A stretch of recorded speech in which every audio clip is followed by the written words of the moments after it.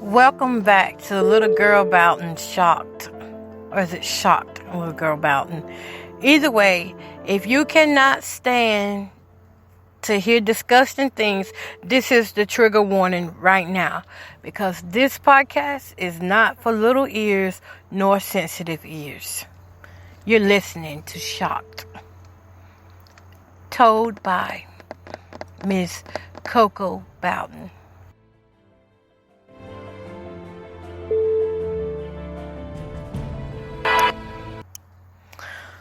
Okay, y'all. So, most parents, at least mothers and daughters, they have some type of bond. Fathers and their sons and daughters. There's at least a bond with, the other parent. But at a young age, I realized that bonding was impossible for her, for Mother Cammie. Wherever I fitted it, I had no idea. So that's what I'm going to be talking about. And y'all, I know it's been since June since I did the last one. And that's because I released a lot.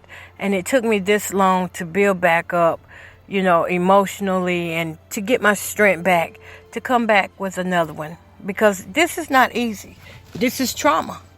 These things I'm releasing are things that have held me back in my life and things that have shocked me. It shocked me to the point where I couldn't remember it. So as I have flashbacks, I release. And I hadn't had no more flashbacks since I released what I did release on this podcast. And so today I'm talking about the bondless daughter. And that bondless daughter is me. I never bonded to any of my parents except for my dad, Marshall, my biological dad. Not biological, but my grandfather, Marshall. I bonded to him. I never bonded to anyone else because it was too much. I couldn't trust nobody, for one thing. And I barely trusted him. I mean, I trust myself to be around him and stuff. But as far as, people running in and out of my life, I never knew when somebody was going to run out of my life again. And so, therefore, I put up this wall that says, you know what, don't let anybody in. And I didn't let anybody in. At first, growing up as a little girl, I really trusted Mother Cammie, and I didn't know that what she was doing was wrong. I really didn't see no problem with her. I think the first time I realized that we were not bonded and that she didn't care anything for me was we had a church event one day. And it wasn't an event. It was just regular service. Y'all, let me put this off. It was just regular service, and what ended up happening was she drove a car that my dad had fixed up. It was a Buick. I think it was like a 76 or 77 Buick. It was light blue. And what else? The interior of it was white. Real pretty car. Little rusty because it was old. It was older, so had some rust on it. I remember them being so excited when they brought this car. And this car was it was exactly what she wanted. This wasn't the car my dad wanted. He didn't want it. But she wanted it, so he got it for her. So this was her car. And I remember the smell in that car. The smell in that car was like mothballs, like it had been sitting for a long time, because it had been sitting for a long time because Daddy, he had to work on that car before she could drive it. And once, matter of fact, it had been sitting out there in the field for maybe 2 or 3 years before she could drive it. And so Daddy, he fixes this car and he gives it to her to go back and forth to church. And I'm sitting on the edge of the door, and at this time, we're getting out of church and stuff. We didn't went to church and we're getting out. And so I called front seat. I remember I had on a little red and white polka dot dress with a white cardigan on with it. And so we are getting out of church, and we are headed home, and we had to come around this big curve. At that time, as a little girl, it felt like a big curve called the hill, on the hill. And it's in front of the garbage, in the trash piles, in front of the dump. That's it. In front of the dump. And as we're coming around that curve, and it's a pretty sharp curve, I'm leaning up against the door, because at this time, you don't have to have seatbelts on. And kids pretty much just sat anywhere they wanted to. And so I had one leg up in the chair, and one arm around the neck of the chair that I was sitting in the front seat. And I remember I'm up there laughing and smiling and joking with my siblings. And bam! All of a sudden, I fall out the car while we were rounding this curve. And I remember Mother Cammie telling me to get off the door. And I didn't listen. True enough, I did not listen. I didn't listen. And so I did not have the door shut all the way. And I didn't know that. And so when she rounded that curve and the pressure of my body weight on there, it opened that door up. And while she was going about, I would say, now, at this age that I am, I would say she was going about 25 miles per hour, because you could not go around this curve really fast. And boom, I rolled out of there. And when I rolled out, I kept rolling and rolling and rolling until I hit the actual dumpsters. And she drove up the road, and she turned around to come back. And I remember her telling me she was going to beat me. And I was just screaming, please don't, please don't. I didn't mean to do it. I didn't mean to do it. I did not mean to lean up against the door. I should have listened. You know, I'm pleading with her, do not whip me. And so every time I got ready to come to the car, I remember being so scared that she was going to beat me. Keep in mind, I'm like I probably was like 8 years old at this time. And I'm so scared. I'm just scared to death that I'm finna get a beating, because I did not do what I was told. Plus, I fell out and could have got her in trouble, you know. So she kept saying she was going to whip me. And I wouldn't get in the car. I was that scared. I did not get in the car. And so she said, I'm going to leave you. I didn't think she was really going to leave me. I didn't think she was really going to leave me. She took her car and she left me at that dumpster by myself. I was so scared. I was terrified. I was terrified. You hear me? In my mind, I thought, how could she do this? Okay, I'll take this whipping. I'll take this whipping as long as I don't have to be by myself. In my mind, that's what I was thinking. I was crying. I remember my face being so wet and hot with tears. And across from the dump is a house. I won't get the name of the people that were staying there, but it was a house across from the dump. And they happened to be looking and seeing what happened. I did not know it. They saw what happened. And they, the woman came down and she said, well, come on, you can come up here and sit with me until we get in contact with them to come back and get you. So they came back and got me. Once the woman, I don't know how she did it, but she got in contact with them. They came back and got me. And yes, I did get beat. I got beat. I got beat for that. And I remember I put my head underneath the cover, and I didn't want to come off and underneath the cover anymore because everything just hurted. And I remember at that moment is when I made a pact with myself that I will not get attached to anybody, that I will not trust anybody, that I cannot trust anybody. At 8 years old, I love to read the Bible. And the one thing I remember about the Bible was something on trust. I don't remember exactly what scripture it was, but it was it basically what I took from it at that young age was don't trust nobody. That's what I took. Don't trust nobody. And so from that moment on, I didn't trust nobody. I didn't, at this point, I stopped trusting Daddy. Although I still had a bond with Daddy, but I stopped trusting everybody at that moment right there. That was it, because my siblings were laughing at me. She was laughing at me, and she was talking about how she whipped me and stuff, and it was embarrassing. It was shameful. It hurt.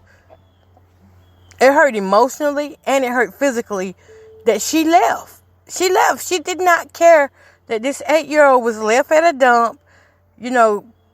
Anything could have happened. And in my young mind, I'm like, why did you leave me? And instead, I got slapped. I didn't get an answer back. I got slapped for, telling her you shouldn't have left me and stuff. So that was the moment that I lost, all bonds right there. My bonds dropped, and I didn't care to pick them back up. From there, nothing got better.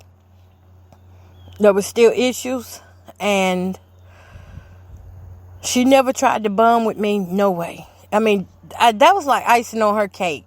Like, that was her cake and ice cream, too, because she wasn't trying to bond no way. She could care less if she was bonded to any child. The only thing she wanted was you to do what she wanted when she wanted you to do it. And you had to look, how can I say? It's not professional, but you had to look high class in order to really get her attention. You had to act like you was high class. You had to act like you were a person, a distinguished person. You had to act like you was somebody important. If you didn't act important, she had no use for you, because she felt like her kids was a reflection of her. And she felt like because she was an embarrassment to her family and her daddy and mama, that I was an embarrassment to her, because I was not living up to who she made me out to be in her head. And whoever that was, I still don't know.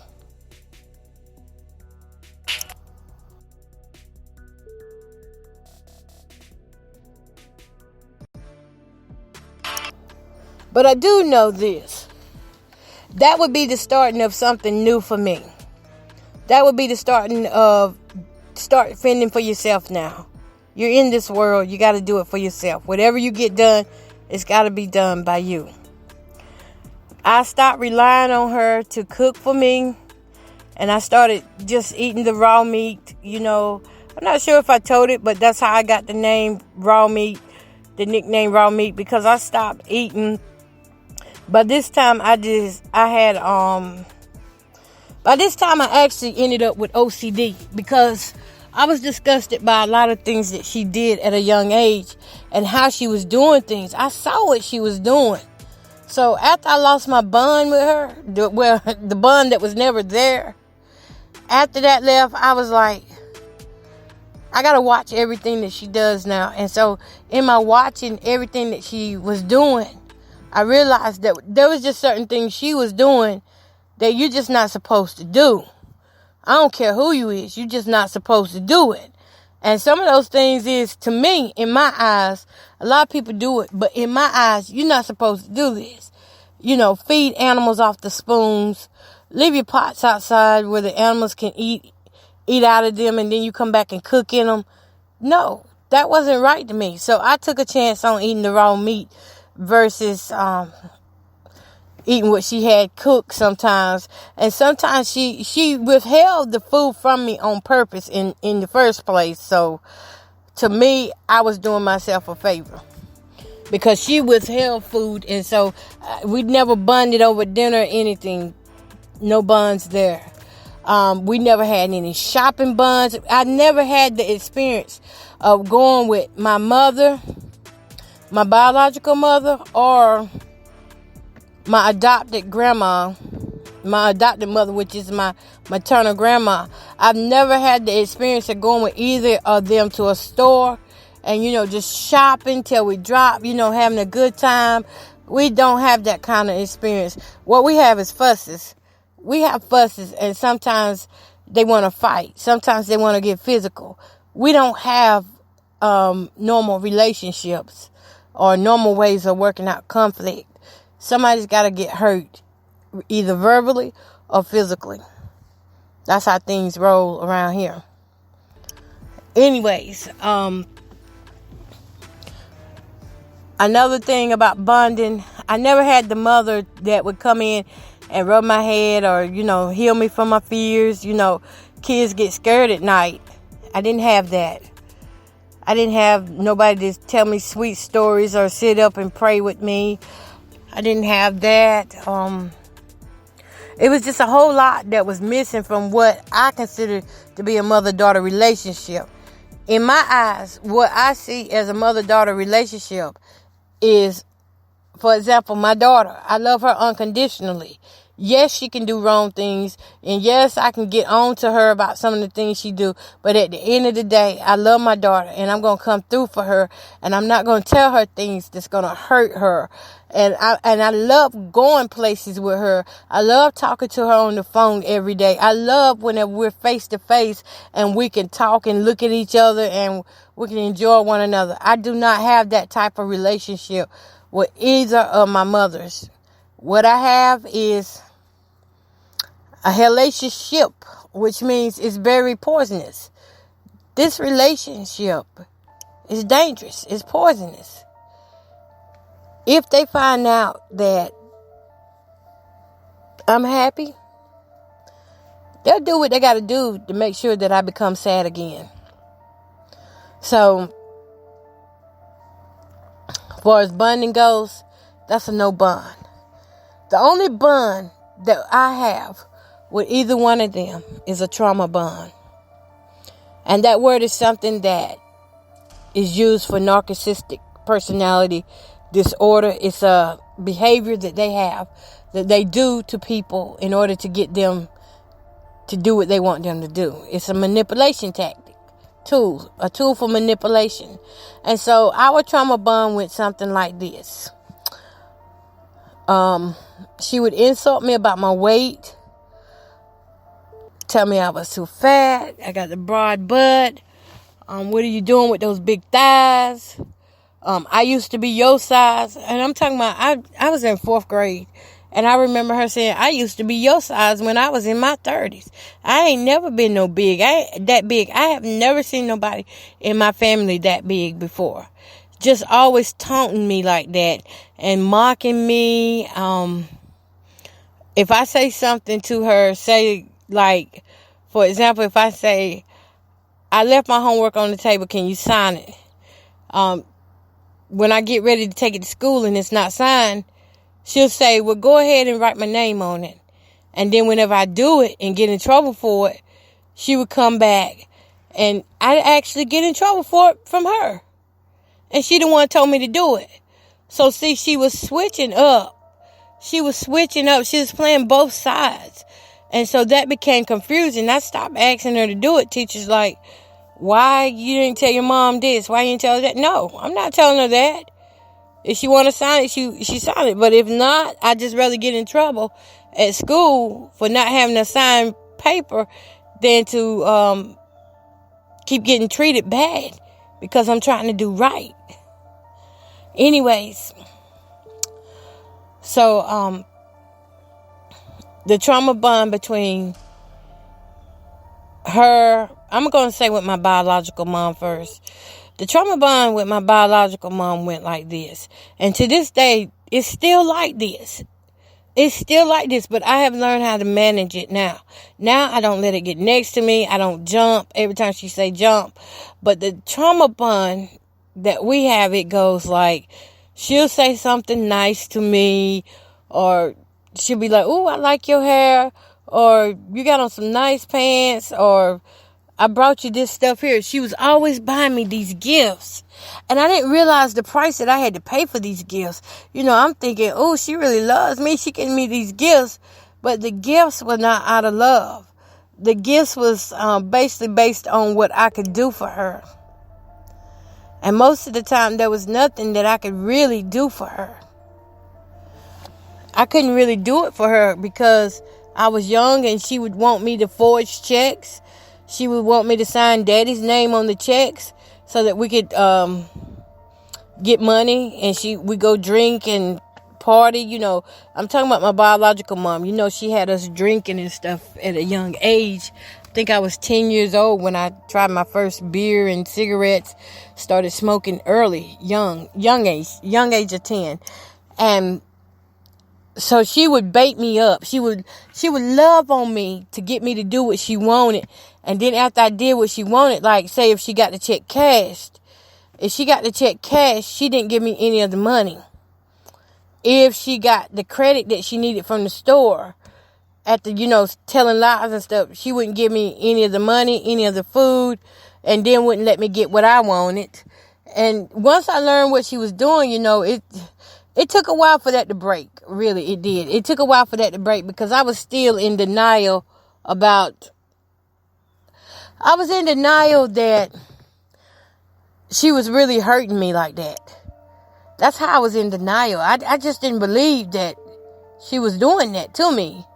That she was using me to get what she wanted and not even thinking about me. I never got it. And she never had intentions on getting it.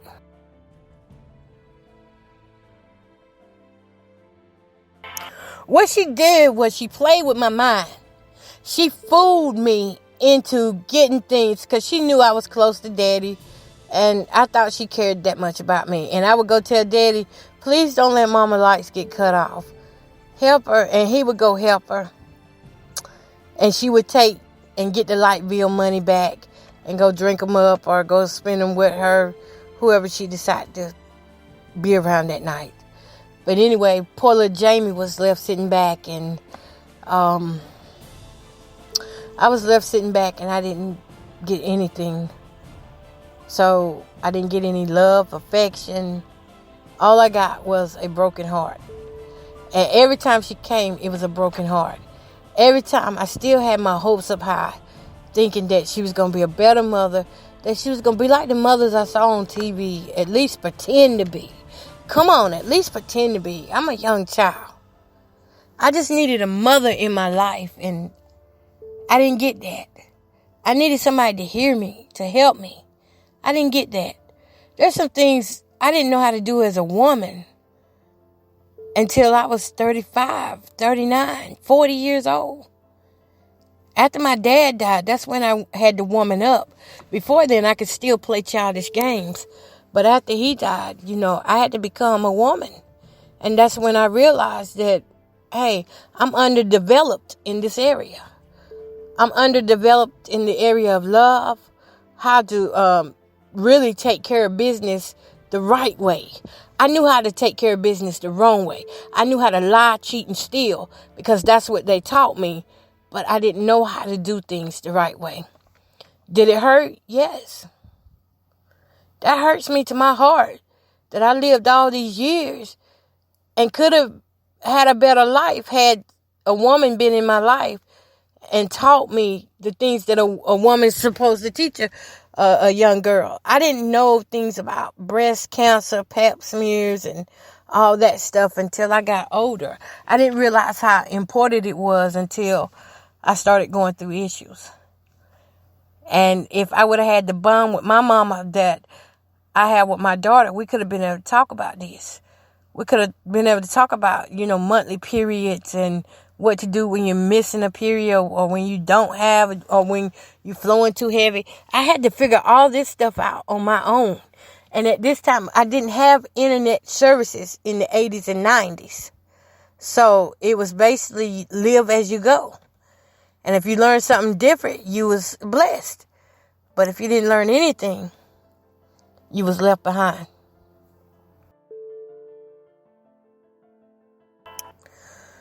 So, as I said, there was no bond there. There was no bond at all. Even as an adult, my mother continued to play me. She continued to love on me like she was going to bring my kids stuff. Oh yeah, she would bring my kids stuff. She would bring me stuff, brand new stuff that she be brought. She be wrote a check with it. And she would only bring it because she would want to have parties at my house. She would want to invite her friends and basically use my house as it was her own house. That's the only reason why she brought me stuff, so that she could ask me for something later on. It wouldn't be right then, but it would be later on. She never did nothing for nothing. Everything with her came with a price. It was no real love. It was fake, phony love. And it was just traumatizing. I didn't have guts to even speak up to her and say, no, I don't want you in my house. Because I was scared. What would she do to me? This woman tried to kill all 7 of her children. She didn't try to kill all 7. She didn't bury us in the ground as little kids. We were buried alive. And so I knew if she could bury a baby, imagine what she would do to me as an adult. So I didn't know how to speak up to her. And to this day, I hate that. Because I ended up being 40 years old before I started speaking up for myself to her. I was 40 years old, and I probably wouldn't have never spoke up if it had not been for so many attempts on my life. If I had not been in the position where I was having PTSD, complex PTSD, flashbacks and stuff. I'm going to tell y'all something. Going mentally ill actually saved my life. It actually saved my life because if I hadn't went through mental illnesses of anxiety and the complex PTSD, I wouldn't have known how flawed I was. I wouldn't have known how damaged and emotionally coerced I was to feel this kind of way, feel that kind of way. The coercions never left. The things she coerced me to do as a child, I still continued to do them as an adult. But when I turned 40 and the PTSD and stuff started getting bad, the traumatic memories of childhood started getting bad, this was the moment when I was like, oh no, I don't care what anybody says, because we're taught in church to love and honor your mother and father, and the days of your life will be long. Well, it got to the point where I was like, you know what? I'm going to honor you by not even dealing with you. And I had to make a choice at this time. Do I trust God and break away from the family, or do I stick in this situation and continue to die? I wasn't just dying a spiritual death. I was dying physically here. I had to get up and do something. This was now becoming a physical death for me. This was becoming a detachment. Now I'm detaching from my own children. I'm detaching from my grandchildren. So I had to step up and be the woman that I didn't know how to be.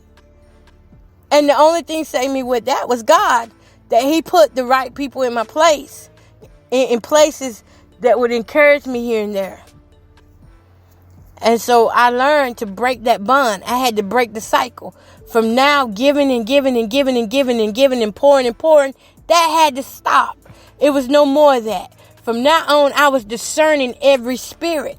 From now on, I was taking, I was paying attention to how she was talking, what she was talking about.